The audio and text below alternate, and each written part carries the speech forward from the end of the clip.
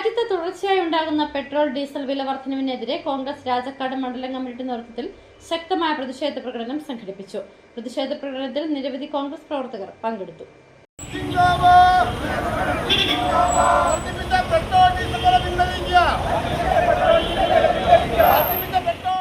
ഇന്ധനവില വർധനവ് രാജാക്കാട്ടിൽ കോൺഗ്രസിന്റെ ശക്തമായ പ്രതിഷേധ പ്രകടനം. രാജ്യത്ത് സാധാരണക്കാരുടെ കുടുംബ ബഡ്ജറ്റ് തകർക്കുന്ന രീതിയിൽ പെട്രോൾ ഡീസൽ വില തുടർച്ചയായി വർദ്ധിപ്പിക്കുന്ന കേന്ദ്ര സർക്കാർ നയങ്ങൾക്കെതിരെ കോൺഗ്രസ് രാജാക്കാട് മണ്ഡലം കമ്മിറ്റിയുടെ നേതൃത്വത്തിൽ ടൗണിൽ പ്രതിഷേധ പ്രകടനം സംഘടിപ്പിച്ചു. അന്താരാഷ്ട്ര വിപണിയിലെ വില വ്യതിയാനങ്ങളുടെ പേര് പറഞ്ഞ എണ്ണക്കമ്പനികൾ ജനങ്ങളെ കൊള്ളയടിക്കുകയാണെന്നും ഇതിന് കേന്ദ്ര സർക്കാർ കൂട്ടുനിൽക്കുകയാണെന്നും പ്രതിഷേധക്കാർ ആരോപിച്ചു.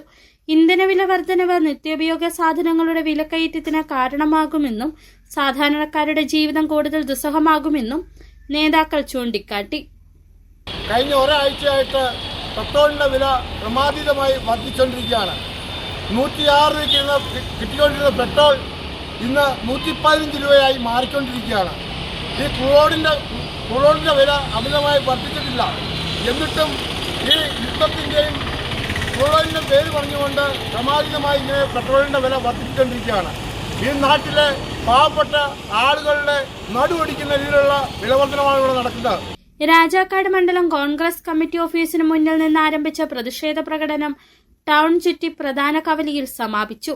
മണ്ഡലം പ്രസിഡന്റ് ജോഷി കന്യാകുഴിയിൽ, Kingini Rajendran, Benny Palakkatt, Lijo Mundaplakkal, K Rajan, Biju Kuttupuzha, Nandakumar, Mini Baby, Saju Pazhaplakkal, Sujith K, Babu Kochupura, Rejina, Tinson, Thankachan Pulikkal, Arjun Shiju എന്നിവർ നേതൃത്വം നൽകി.